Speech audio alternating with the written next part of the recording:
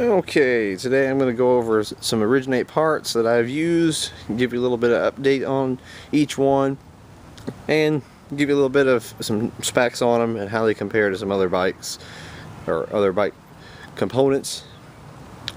One thing I want to start with is one Origin8 component over here that I've used on both my Valiant and my Tiax. This is the Origin8 ProFit UL post. Now, the sun's really kicked in, so it's going to be kind of hardness to see, maybe. Got to count on this Sony Bloggy to do its job. As you can see, this post has a 3-bolt head. Most posts have a 1 or a 2. But this post here has a bolt that actually its sole purpose is to clamp the seat rails. That's all this bolt does. These two are like a traditional 2-bolt post. These adjust the angle of the saddle. They'll tilt it down or up. If you want it to tilt more up, you tighten this and loosen this. If you want to tilt more down, tighten this and loosen this one.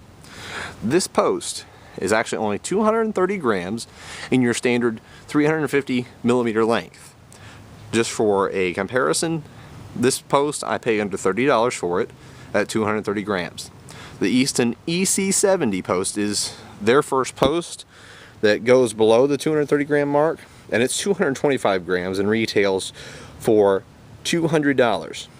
And the retail price on this ProFit UL is a little higher than what I pay, but you could expect to pay no more than probably $50. Do the math there. 50 compared to $200. And the Easton is a carbon post.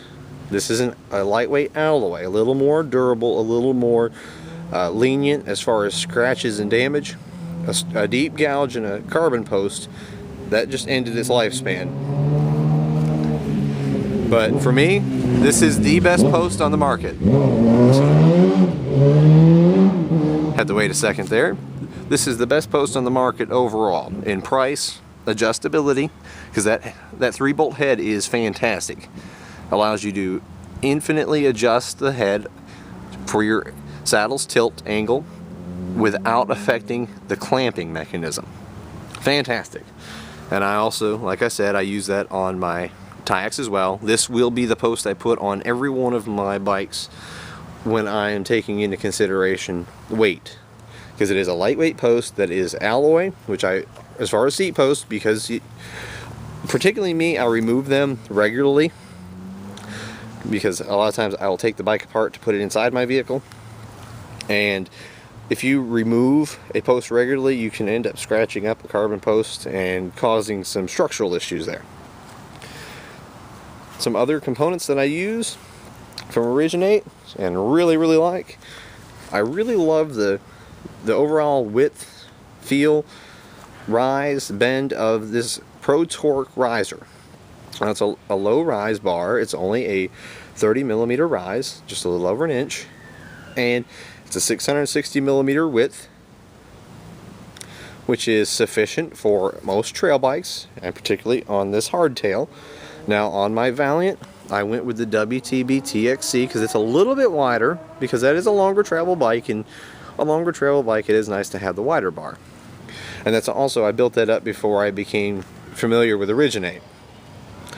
But from now on, this bar is going to probably be seen on the front of most of my bikes. Holding the bar is that Ultimate stem. Now the Ultimate stem is a very durable stem. It's an octagonal shape. It's got a beefy 4-bolt faceplate, and it's actually quite light at 135 grams. That is on par with some much more expensive stems. Both of these parts, with my discount, I get for under $30. Again, retail price, you should not be paying over $50 no matter where you're buying for these parts. Now, going down here, I've showed these to you before. The Origin8 rotors, these are the Torque Light rotors.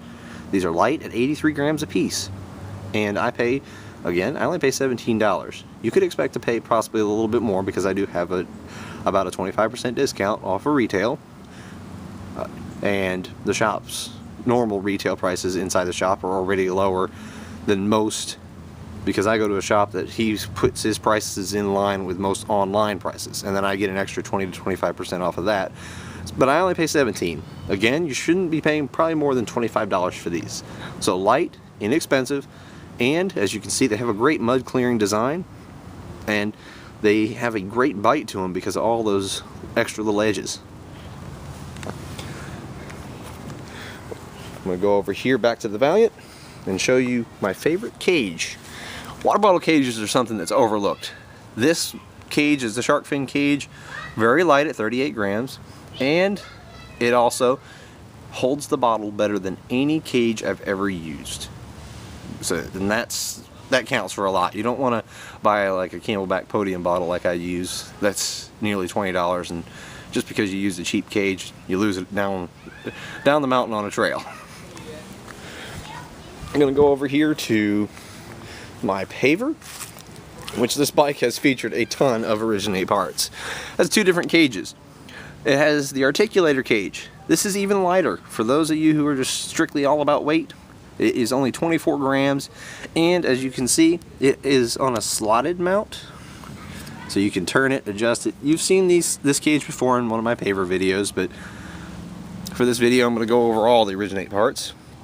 This cage, I used it here just due to the space restriction and the fact that you can turn it so that you can access it from the side, because most full-size bottles get really close to this and you can't quite pull them straight up, so you can twist this to the side and pull it out.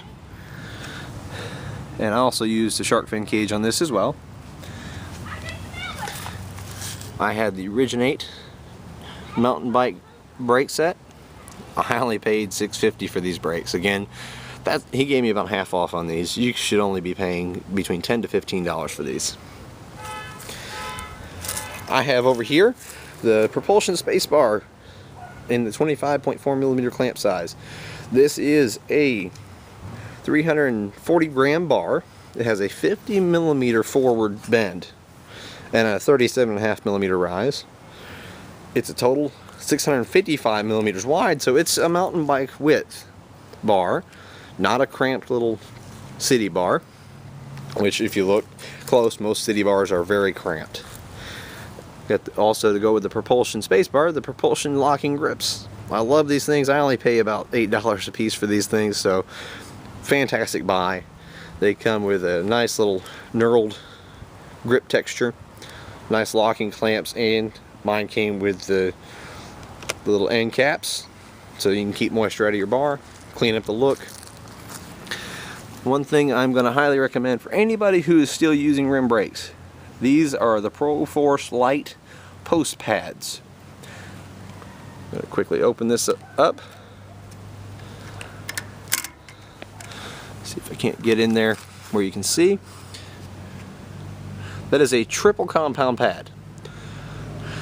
And what it has is it has a nice medium compound in the front, has a abrasive compound to the center, then it has a soft compound in the back to clean off the rim as it's turning around.